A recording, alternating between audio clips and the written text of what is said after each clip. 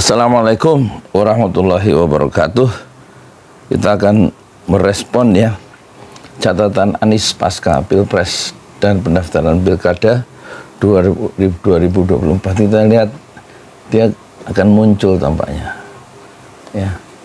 Ini Pangeran Diponegoro dengan kris di dada ya. Ini apa ini? Nggak tahu ini bukan bukan seperti ini, bukan silver, ini kelihatannya gold ya, emas ya. Jadi Anies Baswedan tampak sangat menghargai ya gold play button ya, karena mencapai 1 juta subscriber, satu pencapaian yang luar biasa sebagai YouTuber ya.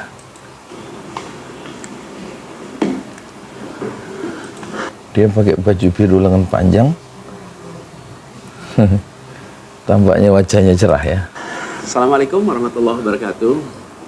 Seperti teman-teman udah tahu juga, semalam itu batas akhir pendaftaran Pilkada. Pendaftaran sudah ditutup. Wajahnya cerah ya. Seperti apa? Nothing to lose ya. Nggak ada beban ya. Dan ini yang menarik ini. Satu, sebagai seorang YouTuber dengan konten Anies Baswedan sekarang subscribernya 1,11 ribu. Berarti ini dapat ini kalau sudah subscribernya 1 juta. Sementara kalau saya sendiri baru 411 ribu. Dan waktu ini dapat 100 ribu, percentage to yang dipersembahkan kepada pesantren Jurali for passing 100,000 subscribers, 100 untuk karena sudah mencapai 100 ribu subscribers dari YouTube. Dikirim dari Amerika langsung ke Korea, Singapura, Jakarta ya. Pencapaian yang luar biasa. Dia menghargai dikasih ini nih, apa namanya? Ya, dibanding soal Pilkada DKI lebih baik ini nih, pencapaian yang bagus nih. Dikasih apa namanya? Dihargai betul oleh Anies Baswedan. Apa ini kayak kursi kecil gitu untuk menopang, menghargai dari gold play button ya. Dan di Jakarta ada satu yang dicalonkan oleh 15 partai, lalu ada satu yang dicalonkan oleh satu partai, dan ada lagi satu yang disebut independen. Dan saya tidak termasuk di dalamnya. Jadi dengan begitu maka udah final ya, bahwa saya tidak ikut di dalam kontestasi Pilgub di Jakarta tahun 2024 ini. Jelas itu dinyatakan secara terang oleh Anies Baswedan dia gagal ya. Kenapa gagal? Karena dia ingin tapi ada yang menghalangi sehingga tidak bisa daftar ke KPU DKI. Dan kemarin juga sebetulnya kita menerima undangan, tawaran untuk ikut dalam kontestasi Pilgub Jawa Barat. Kita apresiasi sekali ajakan ini, panggilan ini, tapi dengan mempertimbangkan berbagai faktor, kami putuskan untuk tidak mengikuti. Maksudnya ditawarkan oleh salah satu tokoh partai PDIP di Jawa Barat, namanya Ono ya. Dia mengajukan proposal kepada pusat, DPW pusat Megawati supaya Anies menjadi salah satu calon untuk Pilgub Jawa Barat ya. Di kontestasi di Jawa Barat. Tapi juga ditolak oleh Anies. Saya sampaikan beberapa poin respon singkat atas situasi yang saat ini sedang terjadi. Respon singkat. Pertama, saya sampaikan terima kasih. Terima kasih banyak kepada semuanya yang selama 1,5 tahun ini, hampir 2 tahun, ikut mendukung perjuangan yang luar biasa di jalur Pilpres, Pilgub sampai dengan titik ini. Gak bisa saya sebut satu persatu, terlalu banyak. Tapi yang jelas semua yang terlibat adalah pejuang yang luar biasa. Ini ciri khas Anies Baswedan ya, selalu menghormati eksistensi untuk kontribusi orang lain, betapapun kecilnya itu dia selalu ucapkan terima kasih ya, yang sudah memberikan kepedulian terhadap manuver-manuver yang dilakukan oleh Anies Baswedan dalam Pilpres, dalam Pilgub, dan juga langkah-langkah akhirnya. Dan untuk semuanya dia sukar menyebutkan ya katanya, tanpa terkecuali diucapkan terima kasih. Yang membuat perjuangan besar ini terasa jadi ringan, terasa jadi bermakna. Dan semoga Allah SWT, Tuhan yang Maha Kuasa, jadikan perjuangan kemarin sebagai catatan amal untuk kita semua. Amin amin ya rabbal Insya Allah kita terus berjuang untuk tujuan yang sama ke depan. Kita selalu bicara tentang kesetaraan, keadilan, kesamaan kesempatan, keinginan untuk Indonesia yang lebih adil, lebih maju, lebih sejahtera buat semuanya. Jadi untuk memahami Anies Baswedan itu adalah etika keadilan, atau keadilan adalah cara membaca Anies Baswedan adalah keadilan ya. Kata kuncinya keadilan adalah sumbu keseluruhan di dalam kita mengerti Anies Baswedan, dan dia predictable. Anies Baswedan itu maunya bisa diprediksi, yaitu tegaknya keadilan, kesetaraan untuk semua ya, kelompok-kelompok masyarakat tanpa terkecuali, ada akses yang terbuka untuk semua, sehingga orang bisa memiliki kesempatan yang sama untuk melakukan memang melakukan mobilitas vertikal ya, naik secara kelas kalau ada kesempatan yang sama. Dan itu akan ide kesetaraan, ide keadilan itu akan jalan kalau dikasih kaki, dikasih kewenangan, ada kekuasaan yang di tangan, ada kewenangan, sehingga ide keadilan, kesetaraan dan keadilan untuk semua itu bisa terjadi kalau ada kakinya, kalau ada kekuasaan, kewenangan yang dimiliki. Dalam konteks demokrasi tentu kewenangan itu adalah buah ya dari satu kontestasi, dari satu pertarungan ya, dalam satu kompetisi yang disebut official election. Maksudnya official election itu pemilu yang resmi. Tapi kalau apa-apa aklamasi tanpa ada pertarungan gagasan, tanpa ada pertarungan atau lagi calon tunggal, itu berarti demokrasi direduksi atau disimplifikasi hanya sekedar bahasanya agak sulit ya simplifikasi. Saya juga nggak ngerti maksud simplifikasi itu apa. Nah, dalam itu juga tukang bubur Pak. Jadi 2 tahun terakhir ini ketika kami keliling berkampanye, menemukan begitu banyak hikmah pelajaran yang luar biasa. Saya berkeliling lebih dari 130 kota 130 dan kota, berjumpa dengan begitu banyak yang setiap jabat tangan dihitung bukan ya. basa-basi, jabat tangan dengan penuh rasa, sepenuh hati, dan eratnya. Ini yang nonton satu hari yang lalu sudah 424.000 viewers ya, hampir 0,5 juta. Ini masih kalah dulu dengan pencapaian yang saya lakukan waktu 5 tahun yang lalu, waktu saya ngasih judul video itu utusan istana tiba, Prabowo dalam bahaya. Itu dalam waktu 23 jam yang nonton 750.000 viewers dulu 5 tahun yang lalu. Judulnya ketika utusan istana tiba, Prabowo dalam bahaya. Saya membela Prabowo 5 tahun yang lalu. Sekarang saya membela Anies Baswedan 5 tahun kemudian, waktu Pilpres. Jabat tangan mencerminkan semangat yang menggelora di dadanya. Ada yang pelukan, ada yang jabat erat, ada yang pegang tangan. Dia mengucapkannya dengan suara bergetar ya, tampaknya keharuan itu dan kerinduan untuk menegakkan keadilan itu tampaknya tercurahkan dari masyarakat yang ditemui di 130 kota. Semua adalah ungkapan keinginan untuk Indonesia lebih baik. Banyak sekali cerita-cerita dalam interaksi itu yang tidak mungkin terlupakan. Apalagi kalau lihat teman-teman muda, Masya Allah, luar biasa. Kiprah anak muda di dalam proses kampanye kemarin itu membuat kita makin optimis. Kenapa makin optimis? Karena kita punya stok anak-anak muda yang mau bekerja melampaui sekedar kepentingan dirinya, pribadinya.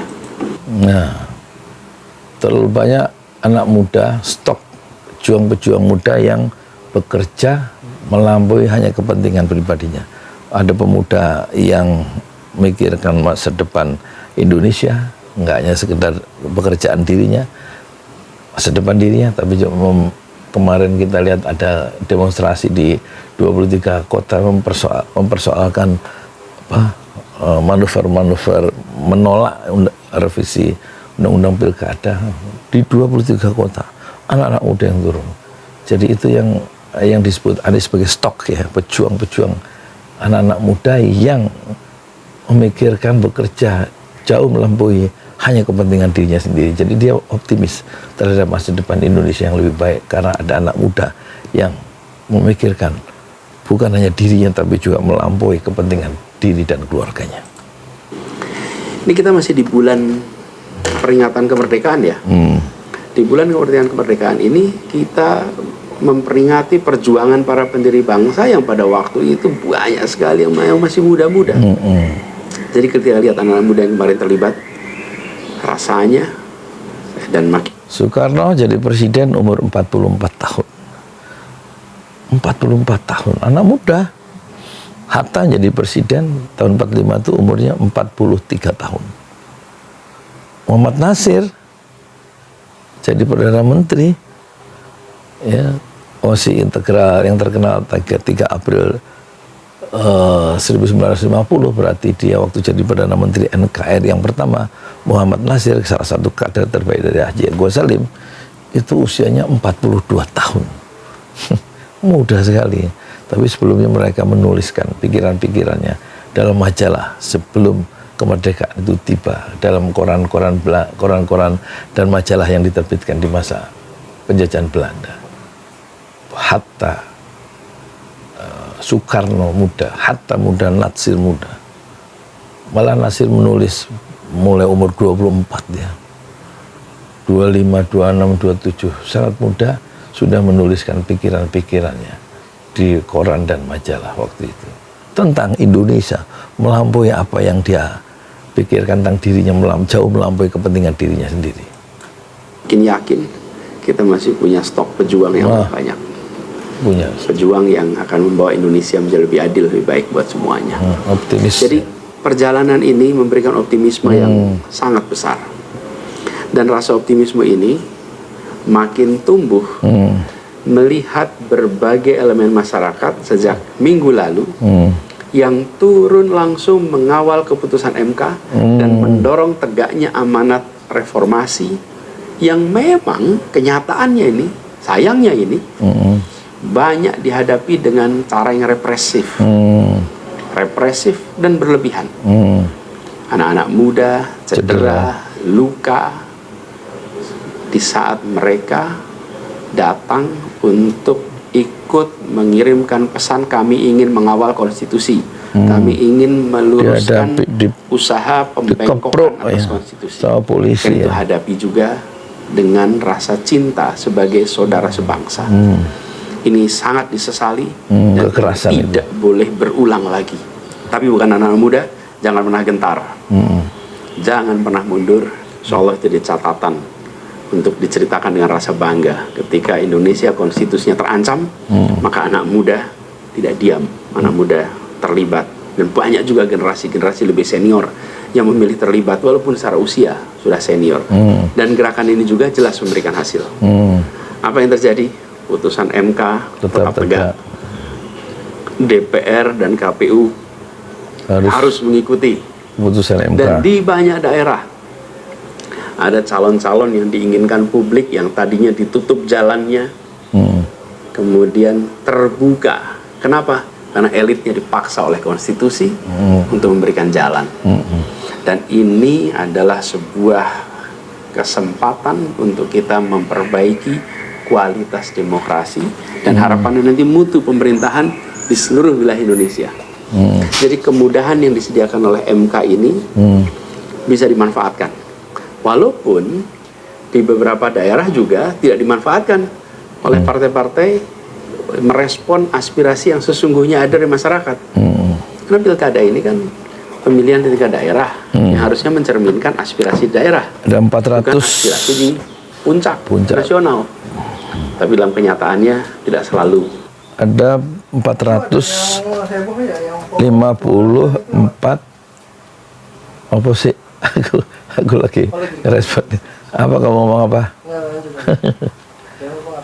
Oh, kok lama di kamar mandi ngapain? Sorry penonton ya, suaranya masuk. Dia lagi bertelanjang dada anak saya itu.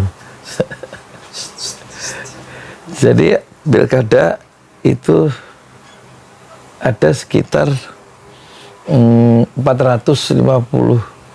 pilkada ya di seluruh Indonesia, di seluruh daerah maksudnya.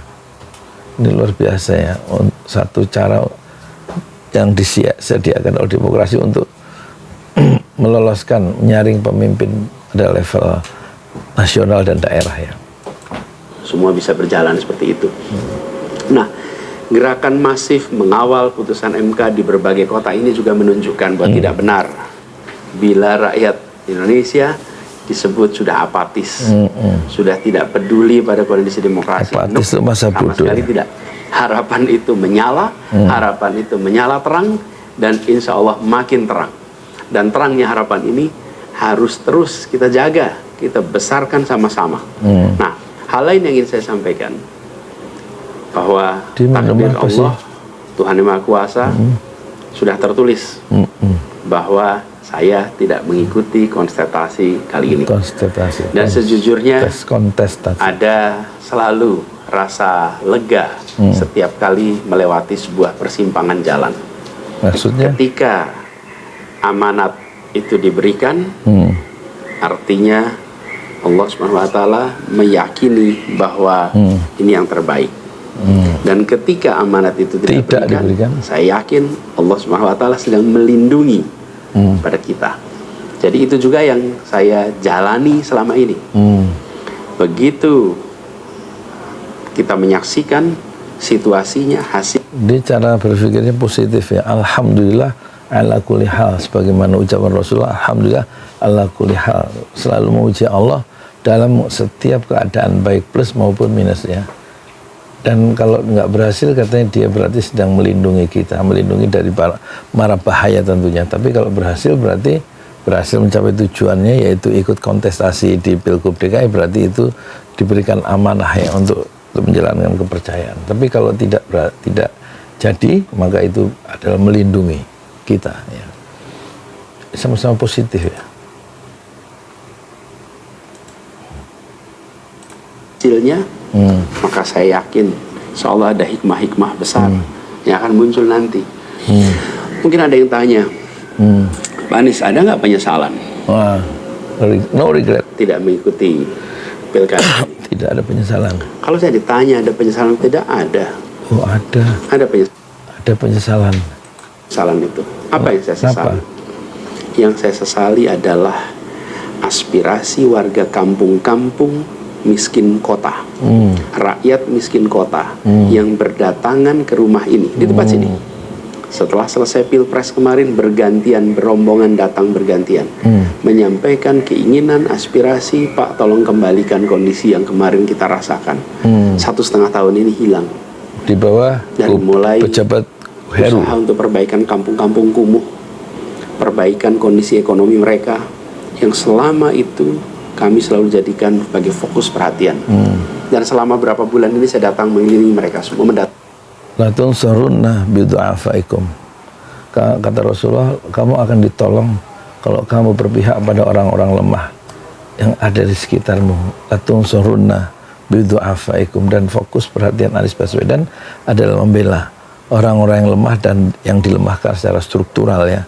Dan itu harus kelemahan itu harus diubah ya, menjadi kesempatan yang setara dengan cara membuat keputusan-keputusan politik sehingga struktur yang melemahkan mereka itu bisa dibongkar karena keputusan politik yang ada di tangan sebagai gubernur. Tapi ketika gubernurnya tidak bisa didapatkan karena tidak bisa daftaran KPU karena dicegal oleh lawan-lawan politik, maka itulah penyesalan yang dirasakan oleh Anies Baswedan, tidak bisa ya mengangkat derajat orang-orang miskin kota di Jakarta dengan kekuasaan, karena kekuasaan tidak didapat ya.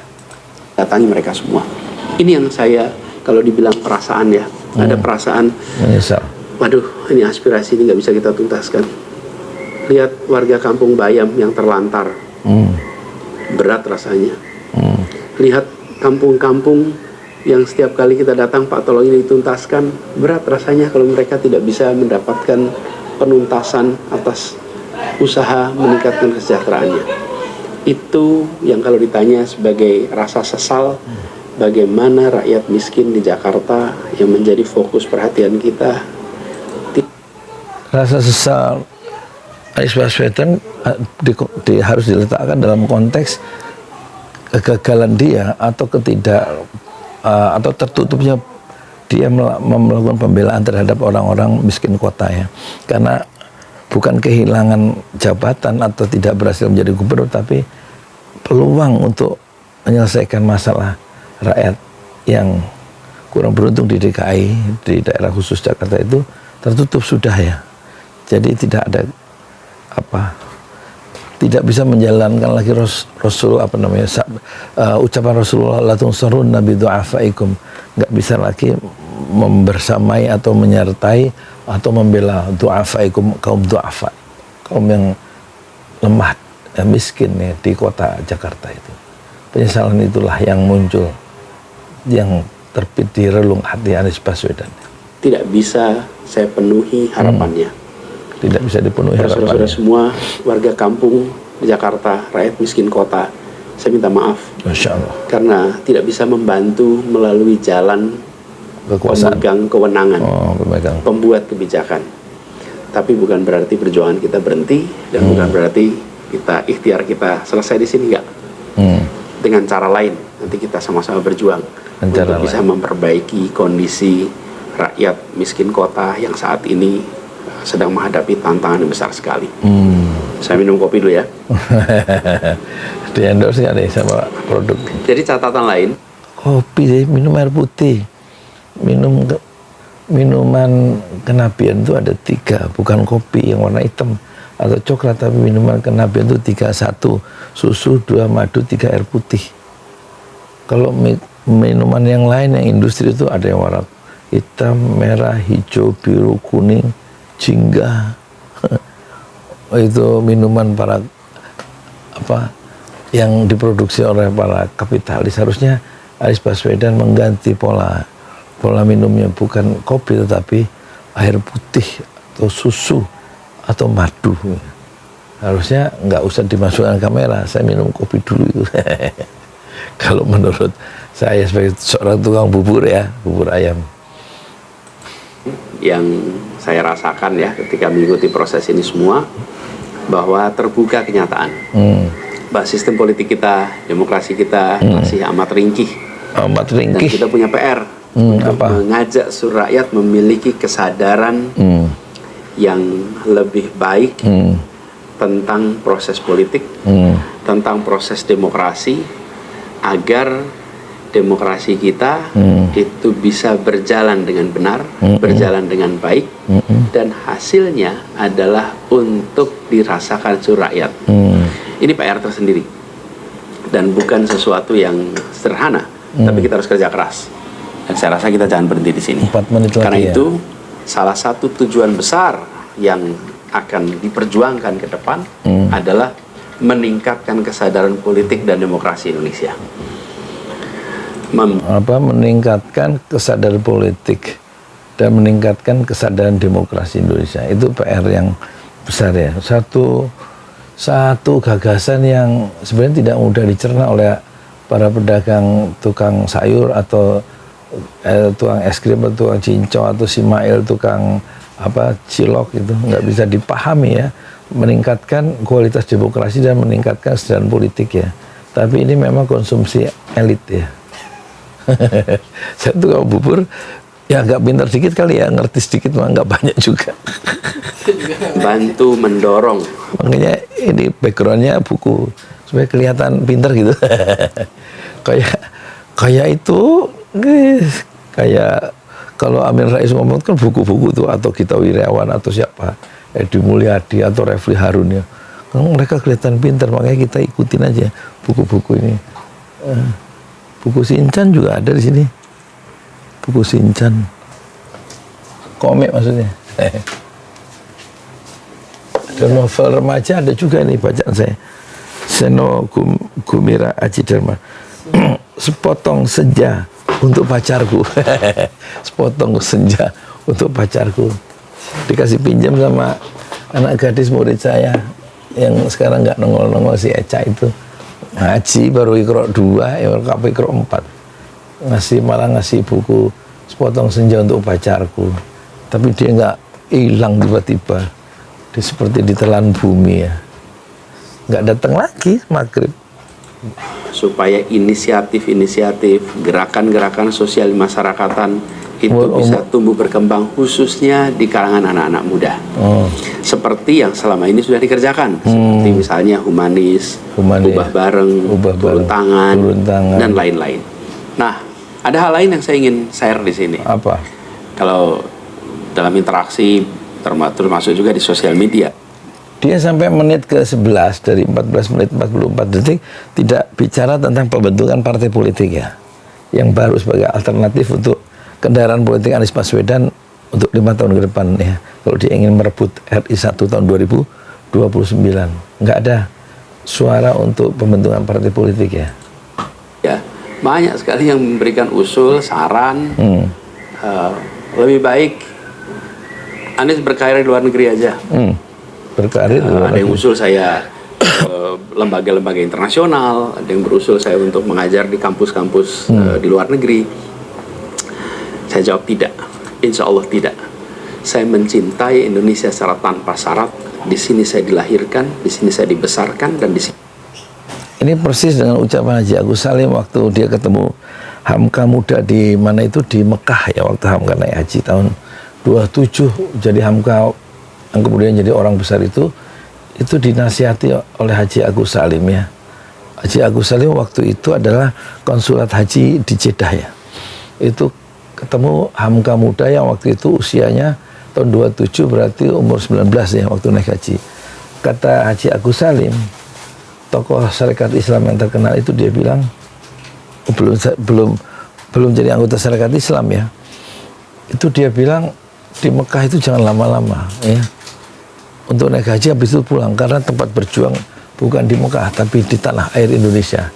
Dan ucapan Haji Agus Salim itu akhirnya kemudian dibenarkan oleh Buya Hamka setelah jadi orang, setelah ketemu ya sekitar tahun 50, mengingat Hamka mengingat kembali nasihat Haji Agus Salim bahwa berjuang adalah di tanah air sendiri. Nah, ini konteksnya sama persis dengan Anies Baswedan, usulan untuk berkarya di lembaga-lembaga internasional di luar negeri.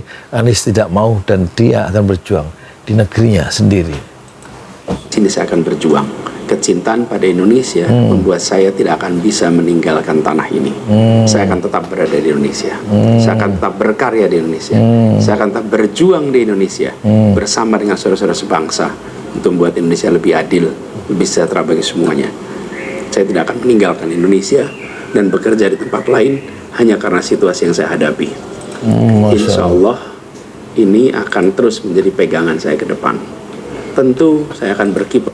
Dia bicaranya dengan suara yang sedikit bergetar ya. Dia tidak akan meninggalkan Indonesia meskipun suasana yang dia hadapi sulit ya. Tertutupnya peluang untuk jadi untuk mendaftar ke KPU menjadi bakal calon gubernur daerah khusus Jakarta ya. Dan dia ingin, karena mencintai negeri ini, dia akan tetap berjuang di negerinya sendiri, di Indonesia, dan tidak akan berkarya di luar negeri. Di banyak tempat, tapi basis tetap di sini dan bekerja bersama dengan saudara-saudara sebangsa. Kemudian ada yang usul supaya saya masuk partai atau bikin partai politik. Nah, gini. Gimana? Kalau masuk partai, pertanyaannya, partai mana yang sekarang tidak tersandra oleh kekuasaan? Nah, jangankan dimasuki, mencalonkan saja terancam. Agak berisiko juga bagi. Jadi sebenarnya rencana deklarasi Anies menjadi calon gubernur itu diusulkan oleh PDIP yang kemudian bisa mencalonkan setelah keputusan MK, Mahkamah Konstitusi itu muncul hari Selasa ya. Tetapi rupanya menurut sumber-sumber yang bisa dipercaya, itu seseorang yang punya kekuasaan power penuh itu mengancam ya calon dari PDIP wakil gubernur atau tokoh-tokoh di PDIP kalau mencalonkan Anies akan segera dikeluarkan sprindik ya. Surat perintah penyidikan untuk tokoh PDIP kalau Anies jadi dicalonkan oleh PDIP. Akhirnya PDIP menyerah dan tidak jadi mencalonkan Anies demi menyelamatkan anggotanya atau tokoh PDIP yang bisa masuk penjara gara-gara perbuatannya sendiri. Kalau dia tetap mencalonkan Anies ya. Akhirnya PDIP menyerah dan Anies akhirnya tertutup peluang untuk menjadi calon gubernur DKI. Untuk jadi anggota saya terancam, kata Anies Baswedan, konteksnya itu. Yang mengusulkan, jadi ini adalah sebuah kenyataan nih. Jadi kita lihat aja ke depannya. Apakah lalu akan buat partai politik baru? Nah, Gini, bila untuk mengumpulkan semua semangat perubahan yang sekarang makin hari makin terasa besar, dan itu menjadi sebuah kekuatan, diperlukan menjadi gerakan, maka membangun ormas atau membangun partai baru, mungkin itu jalan yang akan kami tempuh. saya kira langsung bangun partai politik baru ya, sebagaimana dulu dilakukan oleh Bung Karno tahun 27 ya. Membentuk Partai Nasional Indonesia. Waktu Bung Karno usianya 26 ya. Langsung bentuk partai politik ya. Lawannya adalah kolonialisme Belanda. Berani Bung Karno itu.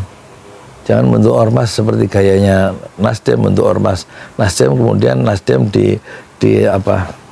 ditransformasikan ya menjadi partai Nasdem. Sehingga orang dulu yang mendukung Nasdem karena merasa ormas itu sudah cocok, akhirnya terus berubah menjadi partai politik. Kemudian banyak yang keluar dari ormas Nasdem ketika berubah menjadi partai politik. Saya kira untuk tidak membuang-buang waktu, Anies Baswedan tentu kita sarankan langsung membuat bukan ormas tapi langsung partai politik, belajar dari Surya Paloh atau Nasdem yang dulu awalnya adalah ormas. Kita lihat sama-sama ke depan. Semoga tidak terlalu lama lagi kita bisa mewujudkan langkah-langkah konkret untuk bisa mewadahi gerakan yang sekarang ini makin hari makin membesar, menginginkan Indonesia yang lebih setara, demokrasi yang lebih sehat, Demokrasi yang politik yang lebih mengedepankan policy gagasan. Ini respon saya atas situasi yang sedang terjadi saat ini. Saya ingin sampaikan pada semua di akhir ini kutipan yang pernah saya sampaikan pekan lalu. Apa? Kutipan dari René de Klerk yang dimasukkan oleh Bung Hatta di pledoi. dalam pledoinya di tahun 1928 di Den Haag. 96 tahun yang lalu Bung Hatta menggunakan kalimat ini. Saya ingin ulang kalimat itu. Bunyinya begini: hanya ada satu negeri yang menjadi negeriku. Ia tumbuh dengan perbuatan dan perbuatan itu adalah perbuatanku. Insya Allah segala perbuatan yang saya lakukan ke depan masih terus tetap dan akan selalu ditujukan untuk negeri yang saya cintai ini. Ucapan Bung Hatta ini kalau tidak salah ada di karangan Diliar Nur ya, di buku karangan Diliar Nur, biografi politik Hatta. Saya pernah baca itu ya, yang dikutip oleh Anies Baswedan ya. Karangan Diliar Nur, penerbitnya LP3S, biografi politik Hatta. Ditulis oleh Profesor Dr. Diliar Nur, adalah kader terbaik dari Hatta, Diliar Nur. Banyak menulis buku ya, buku-buku tentang politik. Dan salah satunya saya pernah membaca, mana bukunya? Nggak ada ketemu, nanti buku Shinchan lagi di komik Shinchan. Bagus ya ini ya. Catatan Anies Baswedan ya. Indonesia. Dan saya harap makin banyak di antara kita semua yang mau bergerak bersama kita, bersama kami, untuk Indonesia, untuk keadilan, untuk kesetaraan, untuk kebersamaan, untuk persatuan yang ada di negeri kita. Poinnya selalu dia bicara keadilan, persatuan, atau bukan persatuan, yang utama adalah keadilan, kesetaraan. Karena kata Anies Baswedan di video yang lain, buat apa persatuan kalau nggak ada keadilan? Sementara Prabowo itu mengikuti Bung Karno, menggandrungkan persatuan. Makanya dia bikin koalisi besar 12 partai, sebagaimana juga Bung Karno dulu membuat sebuah koalisi besar demi persatuan, menggabungkan antara nasionalisme, agama komunis, Nasakom. Ya, Partai NU bergabung dengan Partai Nasionalisme, Partai PNI yang nasionalisme sekuler, Partai NU Nasionalisme Sekuler dan Partai Komunis Indonesia atau PKI yang ideologinya komunis anti Tuhan disatukan oleh Bung Karno. Dan kalau menurut tokoh-tokoh kemerdekaan ini gagasan lama Bung Karno tahun 25 itu bukan persatuan nanti yang terwujud, tapi adalah persatian. Dan terbukti setelah Bung Karno punya kekuasaan di tahun 60-an itu menggagas Nasakom, dan akhir cerita dari Nasakom yang intisarinya adalah persatuan. Akhir cerita dari Nasakom adalah lubang buaya dan perang saudara. Mati 3 juta saling membunuh gara-gara gagasan koalisi besar Nasakom yang digagas oleh Bung Karno. Tapi Anies Baswedan tidak mementingkan persatuan, tapi mementingkan keadilan. Kalau persatuan tanpa keadilan itu tentu tidak ada gunanya. Yang penting keadilan, kesetaraan, peluang-peluang yang sama untuk maju secara bersama-sama dan menjadi bahagia bersama di atas nilai-nilai keadilan. Itulah poin dari Anies Baswedan. Dalam catatan Anies Baswedan ya, pasca Pilpres. Terima kasih semuanya. Salam hangat dan hormat. Assalamualaikum warahmatullahi wabarakatuh. Salam hangat dan hormat. Waalaikumsalam warahmatullahi wabarakatuh. Saya Yudi Pramuko, tukang bubur ayam dari Padang Youtuber tertua di semesta Fasbir. Sobron Jamila, bersabarlah dengan kesabaran yang indah. Diketawain sama anak saya. Jadi tukang bubur tiap hari ya aku jualan bubur ya. Tukang ini donat harusnya ya. Iya, sekarang tukang bubur. Sekarang tuh bubur ayam, tiap hari dorong gerobak bubur ayam. Oke, itu ya penonton ya. Jam 10:05 suara saya masih serak ya. Udah 3 hari nggak jualan bubur ayam karena doakanlah istri saya lagi dirawat di rumah sehat, rumah sakit terpadu. Rumah rumah sakit, rumah sehat terpadu seperti itu apa ya. Semoga kita semua Allah berikan anugerah umur yang panjang, yang badan yang sehat, umur yang panjang, dan menjadi manusia terbaik. Kata Rasulullah, khairun nas ya, sebaik-baik manusia mantola umruhu wa hasuna amaluh. Manusia terbaik di dalam alam ini adalah orang yang umurnya panjang dan hasuna amaluh, dan perbuatannya juga yang terbaik, yang bagus dalam umur yang panjang. Assalamualaikum warahmatullahi wabarakatuh. Di jalan Allah. Ini Masjid Enam Syuhada lagi dikunjungi sama Ketua Hilmi. Modal awalnya berapa Pak Yudi Pramuko? 750.000 rupiah aja. Jadi ini 500 jutaan nih barang. Sekarang udah habis 310. Masya Allah, tuh udah pakai keramik, plafon granit tuh kayak marmer tuh. Masya Allah nih, sampai juga kita ke sini.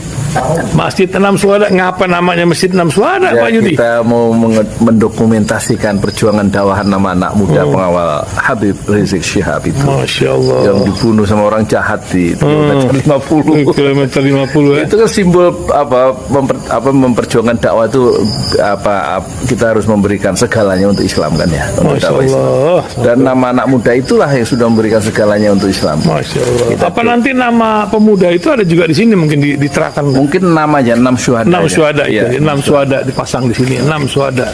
Bipali, apa yang dikomentarin dari ini semua Bipali? Masya Allah, luar biasa. Dari uang 700.000 kalau pengen ternyata bisa. Bisa. Allah kirim. Tuh, bisa. Ya, dengan masuk satu gang kecil, tapi Bapak ini luar biasa. Kecil tuh. Masya Allah ya. Satu call aja. Masya Allah. Perjuangan Pak Yudi Pramuko, YouTuber sejagat paling tua. Tertua di semesta. Tertua di semesta. Masya Allah.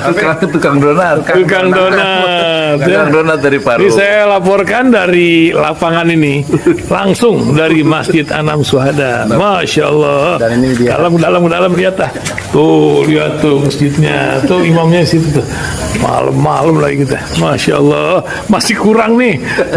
Atapnya katanya transfer aja. Masjid Enam Syuhada sebentar lagi selesai. Dinding lubang angin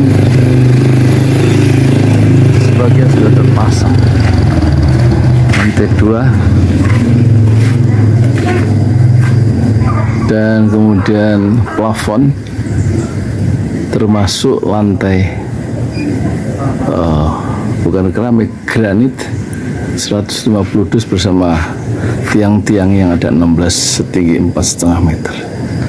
Kemudian finishing terakhir adalah tangga menjebol atap ya, lantai pertama untuk masuk ke lantai 2. Inilah Masjid Enam Syuhada. 2,5 tahun lalu dimulai pada 2 Agustus hari Senin 2021. Tinggal sedikit lagi insya Allah, dan lantainya dari keramik, bukan keramik, granit, sudah diresmikan lantai pertama. Nanti lantai kedua lewat sini tangganya jebol untuk masuk ke lantai 2. Inilah Masjid Enam Syuhada yang sangat megah karena dari bahan-bahan pilihan kualitas nomor 1.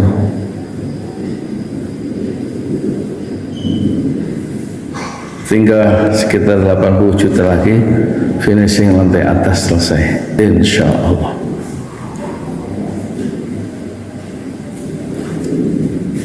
Ya, inilah Masjid Enam Syuhada yang sangat bersejarah ya dalam sejarah dakwah Indonesia modern, insya Allah, karena ini dibangun dalam konteks kezaliman rejim penguasa yang sudah membunuh 6 santri dari front Laskar Front Pembela Islam, dan kita abadikan pengorbanan dan perjuangan dakwah mereka sehingga kita sebut namanya Masjid Enam Syuhada. Mereka mengawal perjalanan dakwah gurunya Habib Rizik Syihab, dan mereka dicegat oleh orang-orang jahat di kilometer 50. Saya Yudi Pramuko, tukang donat dari Parung Juber, tertua di semesta fasbir sabrun jamil. Bersabarlah dengan kesabaran yang indah. Assalamualaikum warahmatullahi wabarakatuh.